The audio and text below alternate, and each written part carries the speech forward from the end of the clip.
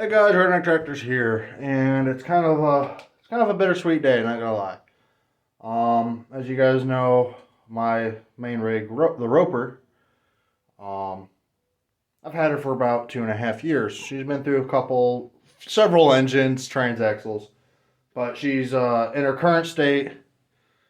She's had the same engine for over a year now, I think going on like a year and a half almost. Um, and then this same trans has been in it since before August of 2020. So she's been in there. This is one of the longest lasting trans and by far the longest lasting engine I've had in her. Well, today is bittersweet because I am tearing her apart. Here she sits in all of her current glory. And I'm tearing her apart for a couple different reasons. One, uh, biggest reason is she is very, very unstable on hills. I am actually genuinely terrified driving up steeper hills with her because of how light in front she is and how back heavy she is. It's to the point where if we're doing any sort of hill climbing, I will not take the Roper. I will immediately come over here and grab Raven, which is the tractor I built for my girlfriend. Raven has a 2-inch mid-frame stretch. Right there in the middle. You see where the blue and the purple kind of meet.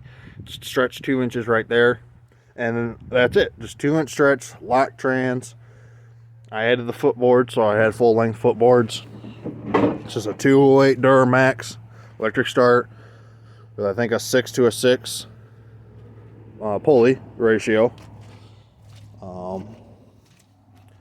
And she does great. She is killer on hills, and I'm more comfortable on Raven than I am the Roper. So today, over the next few months, that will be getting fixed. The Roper, this rack, is getting moved to at least a minimum. This bar is going to be lined up with the back of the fender, if not more. That fuel tank, gone. 4-inch mid-frame stretch right there. I got to figure out what I'm going to try to do is I'm going to attempt to keep the fenders and this high-low shift lever in the same spot. And I'm going to try to extend it right here. So split the difference between these. And the reason I wanted, and then I'll just extend this. That way I don't have to extend the floorboards at all. Because I like my seating position. I like how I sit on the tractor. It's just I need the rear axle, instead of underneath the seat, I need it behind it to give me better hills.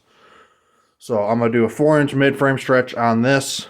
The John Deere axle is coming out, and it will be getting a full front suspension again, but this time it's going to be permanent.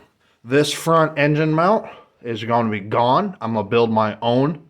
So I no longer have the factory axle mount. That will allow me to move the suspension center up, give me more ground clearance in the middle of the tractor, and more suspension travel as well. And even when I bottom out, the suspension is going to be level, or the bottom of that center of that suspension should be level with the control arms instead of below it. Let me see what else I gotta do.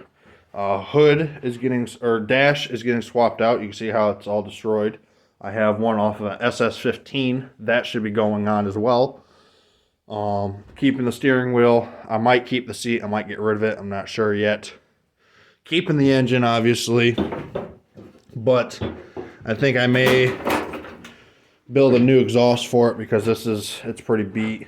It's got that big ass hole right there that I can't really pull out. I don't have a slide hammer or anything. So I think I'm just going to build a new exhaust.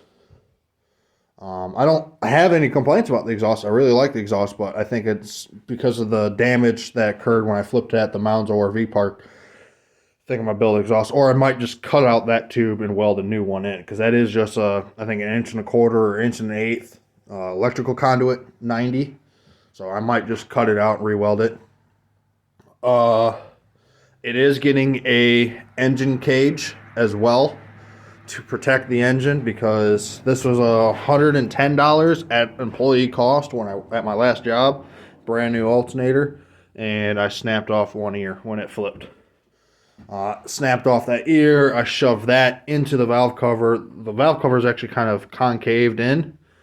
I'm not sure if you can see on camera at all, but it's very slight, but it's concaved in. There might be a fracture on the inside of that cover. I haven't pulled it off. But yeah, so engine cage up front, 4-inch mid-frame stretch.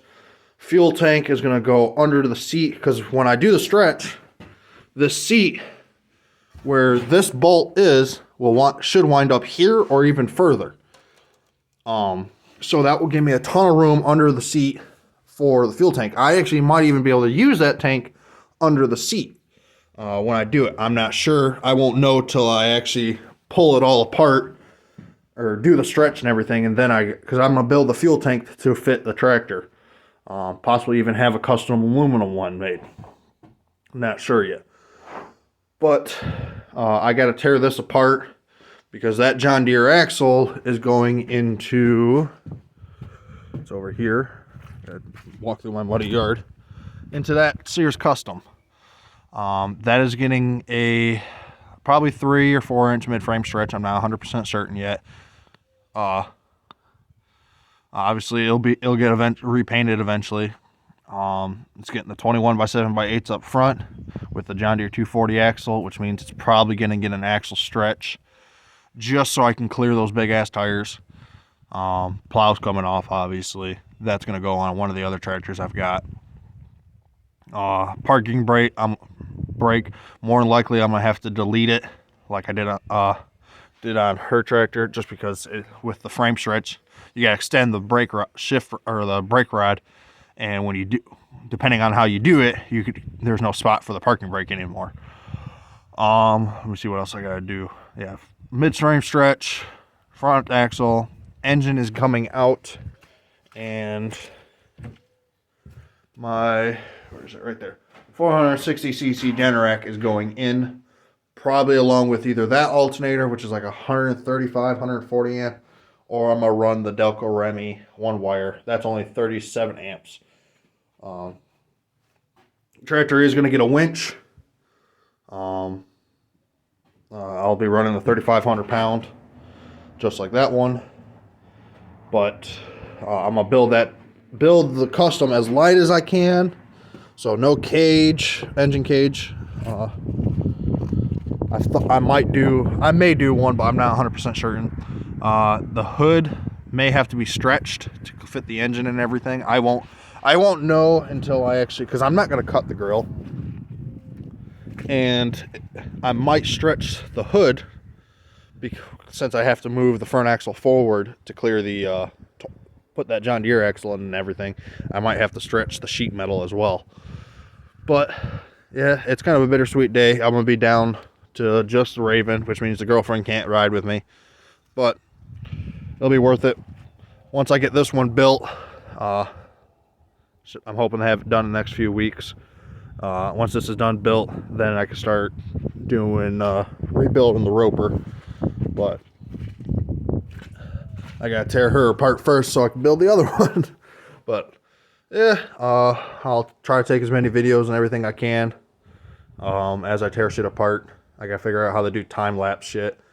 But yeah, thanks for watching, guys, and I will get back to you later.